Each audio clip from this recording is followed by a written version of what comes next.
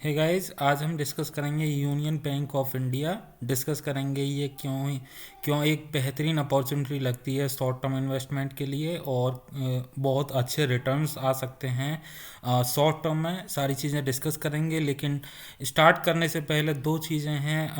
एक, अगर आपने चैनल सब्सक्राइब नहीं किया है तो चैनल आप सब्सक्राइब कर सकते हैं, और वीडियो का कंटेंट आपको अच्छा लगे तो आप वीडियो लाइक भी कर सकते हैं। सेकंड, ये कोई भी मेरी रिकमेंडेशन नहीं है, ये एक एजुकेशनल वीडियो है। आप कोई भी बाय या सेल की डिसीजन लेने से पहले अपना ड्यू डिलिजेंस कर लें, या फिर अपने फाइनेंशियल एडवाइज़र से सलाह ले लें। ठीक है, स्टार्ट करते हैं। तो यूनियन बैंक ऑफ इंडिया, इसके बारे में आप मोस्टली जानते ही होंगे कि इसका बिजनेस क्या है। बिजनेस सिंपल, ये एक बैंक है जहाँ पे बेसिकली लोन से या फिर कुछ अदर सर्विसेज होती हैं जिनके थ्रू इनका बिजनेस होता है। जैसे म्यूचुअल फंड है, वेल्थ मैनेजमेंट है, या फिर लोन प्रोवाइड करते हैं, गवर्नमेंट का बिजनेस है। तो ये एक पीएसयू बैंक है।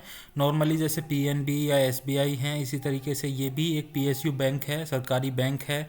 ठीक है, इसका जो मार्केट कैपिटलाइजेशन है वो अभी 24,708 करोड़ रुपए है, और करंट प्राइस इसका 36 रुपये के आसपास है। और जो बुक वैल्यू है वो 94-95 रुपये के आसपास है। आप देख सकते हैं यहाँ पर कि बुक वैल्यू से ऑलमोस्ट 1/3 पर ट्रेड कर रहा है ये स्टॉक। ठीक है, और इसका जो 52 वीक लो था दैट वाज 32.6, हाई था 54.8। अब इस बैंक का फ्यूचर हो सकता है क्या? ऐसा तो नहीं है कि इसका कोई फ्यूचर नहीं है।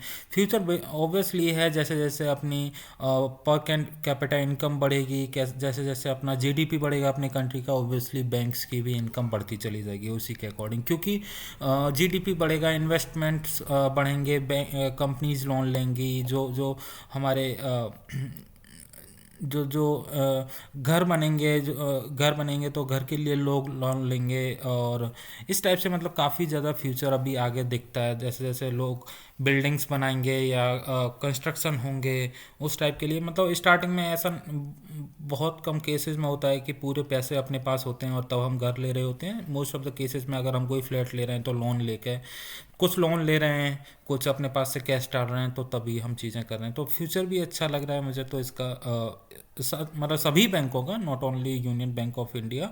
ठीक है, लेकिन ये मेरे लिए बेहतरीन अपॉर्चुनिटी इसलिए लगती है क्योंकि अभी रिसेंटली इनके रिजल्ट्स आए हैं, और रिजल्ट्स देख के बहुत अच्छे रिजल्ट्स आए।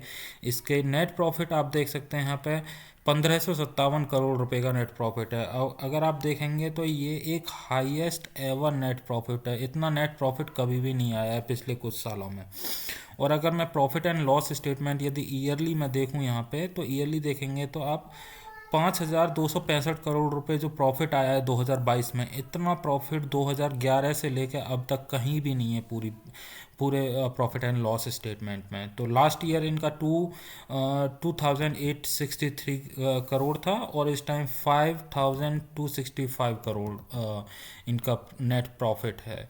ठीक है, और जो जो इनके रेवेन्यू हैं वो भी कंटिन्यूसली इंक्रीज हो रहे हैं। आप देख सकते हैं यहाँ पे 69,000 करोड़, 68 है लास्ट ईयर में, उससे पहले 69 था, उससे पहले 37 था।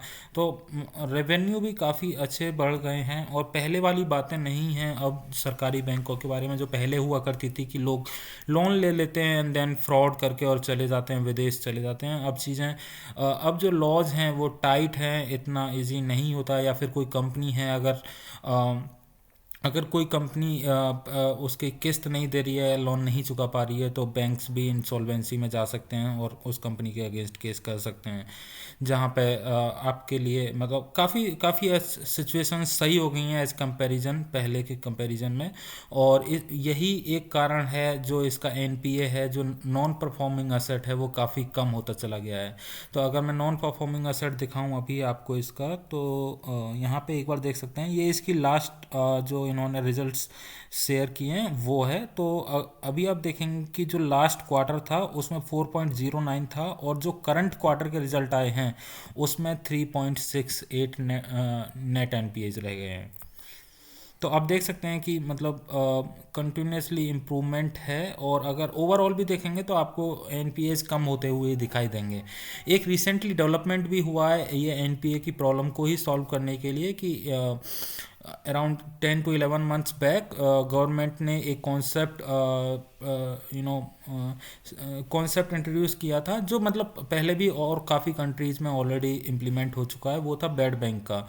तो इसमें क्या है कि अगर बैंक का नॉन परफॉर्मिंग असेट्स ज़्यादा है तो और बैंक को लगता है कि ये जो पैसा है ये मैं रिकवर नहीं कर सकता, तो वो उस पैसे को, उस अमाउंट को बैड बैंक को ट्रांसफ़र कर सकता है। एंड बैड बैंक में क्या है कि कुछ स्पेशलिस्ट बैठे होंगे जो रिकवरी एजेंट्स होंगे, वो उस पैसे को रिकवर करेंगे। हो सकता है पूरा नहीं करेंगे, लेकिन उसमें वो मोस्टली रिकवर करने का ट्राई करेंगे। एंड देन उस पैसे का जो कुछ परसेंटेज होगा वो वापस बैंक को मिल जाएगा, एंड कुछ परसेंटेज गवर्नमेंट को, कुछ परसेंटेज बैड बैंक का होगा। तो इस तरीके से वहाँ से भी मतलब एनपीए जिनके काफ़ी कम होने के चांसेस हैं, और जो पैसा बिल्कुल जीरो हो चुका है, जिसके लिए ऑलरेडी प्रोविजंस बना चुके हैं, मतलब जिसको बिल्कुल मान चुके हैं कि ये हमारा जीरो है, उस पैसे से मैं से भी काफ़ी पैसा इनको वापस आ सकता है। जो जो इनकी बैलेंस शीट में वापस आ जाएगा इनके पास कैश के रूप में।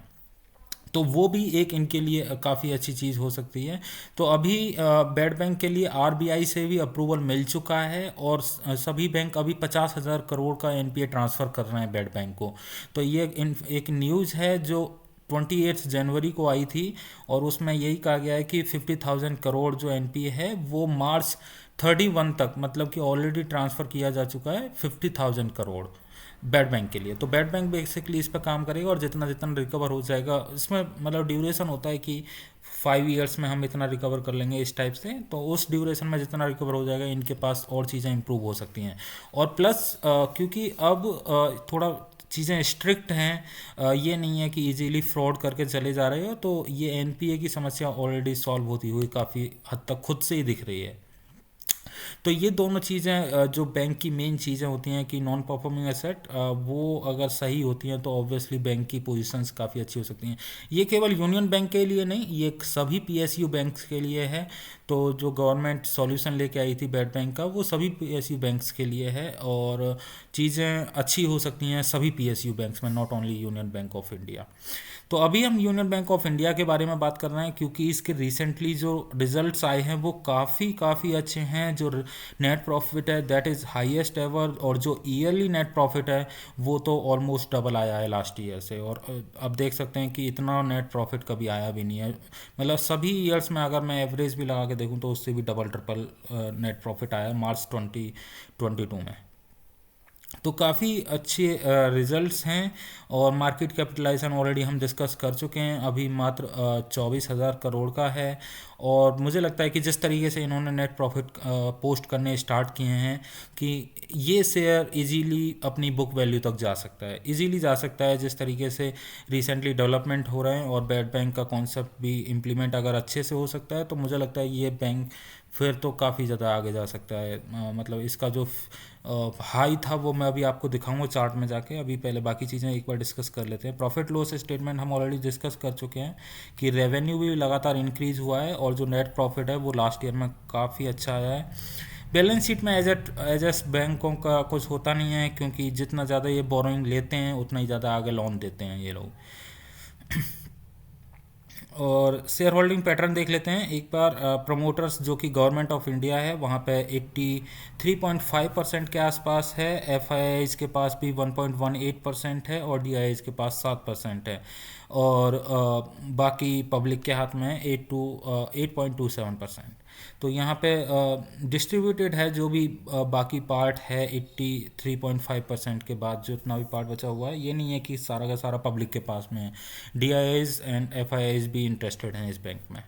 तो शेयर होल्डिंग पैटर्न भी अच्छा है, और कंपनी करंट प्राइस जो है वो बुक वैल्यू से काफ़ी ज़्यादा कम है, क्योंकि इसके रिजल्ट काफ़ी अच्छे आए थे। तो लास्ट ट्रेडिंग डे पे ये बैंक ऑलरेडी 7.11% ऑलरेडी रैली कर चुका है। और क्योंकि मार्केट की जो सेंटीमेंट है वो काफ़ी ज़्यादा नेगेटिव है, और अगर मुझे लगता है कि इस बैंक का अगर मार्केट का सेंटीमेंट थोड़ा सा पॉजिटिव हो जाए तो ये बैंक काफ़ी स्पीड से ऊपर जा सकता है, जिस तरीके से इसके रिजल्ट आए हैं। तो ये हमने थोड़ा सा इसके बैंक के बारे में डिस्कस किया है, बैड बैंक के बारे में डिस्कस किया है, इसके थोड़े से पैरामीटर्स देखे, एनपीएज के भी देखे कि इसके एनपीए भी कम होते जा रहे हैं। तो एक बार जो चार्ट पैटर्न देख लेते हैं, चार्ट पैटर्न पर देखोगे तो आप मज़ा आ जाएगा एकदम। कभी ये ट्रेड किया करता था तो 2003 में 14 रुपये के आसपास, और एक फिर बहुत बड़ी रैली आई थी और ये स्टॉक गया था 435 रुपये के आसपास तक।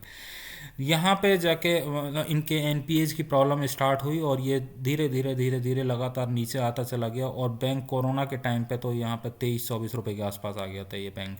और अभी करंटली ट्रेड कर रहा है 36 रुपये के आसपास। और अब चीज़ें क्योंकि एनपीए की प्रॉब्लम की वजह से ये काफ़ी ज़्यादा नीचे आया था और एनपीए की प्रॉब्लम सॉल्व होती हुई दिख रही है, तो ये हो सकता है कि उसी स्पीड से वापस ऊपर चला जाए। और अभी रिसेंटली जो मैं बात कर रहा हूँ कि शॉर्ट टर्म इन्वेस्टमेंट हम देख सकते हैं, तो अभी जो इसने रिसेंटली हाई बनाया था, ये एटलीस्ट मुझे लगता है कि यहाँ तक तो इजीली जाना चाहिए 50% के आसपास यहाँ तक।